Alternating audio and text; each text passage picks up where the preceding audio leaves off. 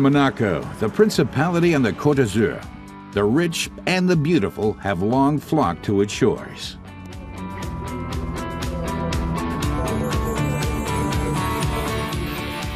And it's also one of the more spectacular venues for Formula One racing. But it's not just the latest models you'll see speeding down the asphalt circuit here.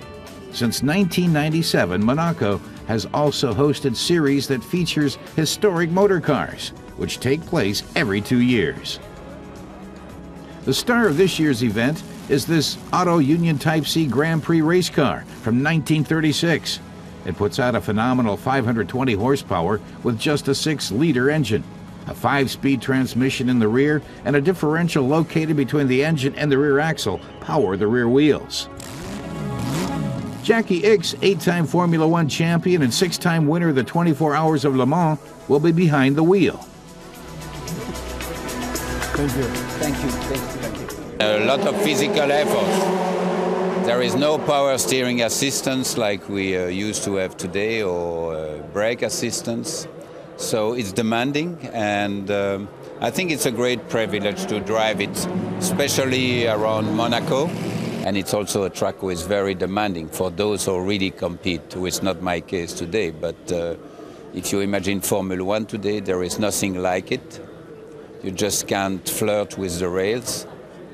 It has to be accurate and no mistakes allowed. So that makes the legend of Monaco. Another thing that makes Monaco so special is the proximity of the spectators to the racetrack.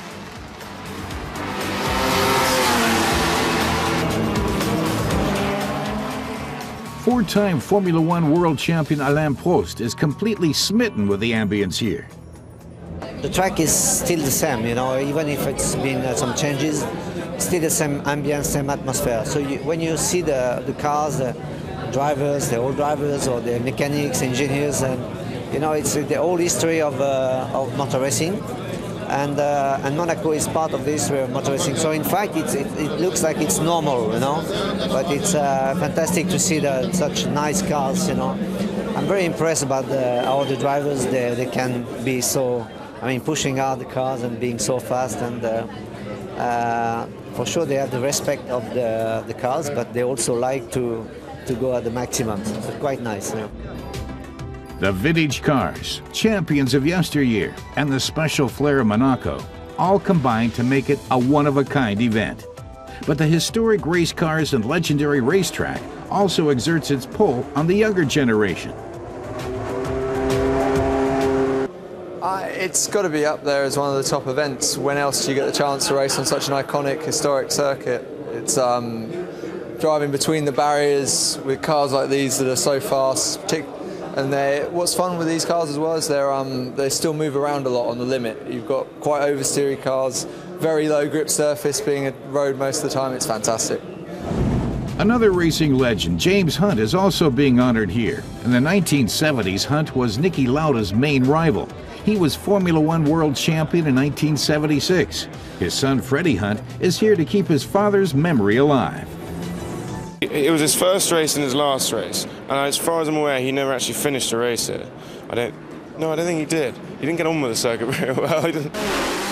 Vintage motor cars spanning 50 years of racing history will compete in 7 different categories.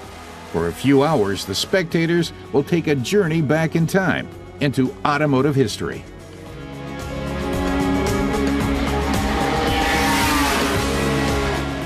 But there's nothing outmoded or fusty about the event. The drivers give it all they've got and push their cars to the limit too. Fortunately, there's not much by way of body contact today, and the historic beauties make it through unscathed. The Auto Union Type C with Jackie Ickx also hugs the curves as though time had stood still.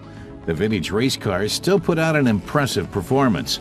But as German Formula One winner Gerhard Berger knows, the race cars of old and today are worlds apart when it comes to safety and comfort. He's glad not to be behind the wheel. I'm sure I would, because I think when you're young and you want to race, you wouldn't care, you know. But if you look today, and if you would ask me, or even you look to the other old Formula One cars, if you want to have a try, no, thank you. To top it all off, there's an award ceremony, a tradition at every racetrack, not just Monte Carlo. But here in Monaco, with real French champagne, victory tastes just a little bit sweeter.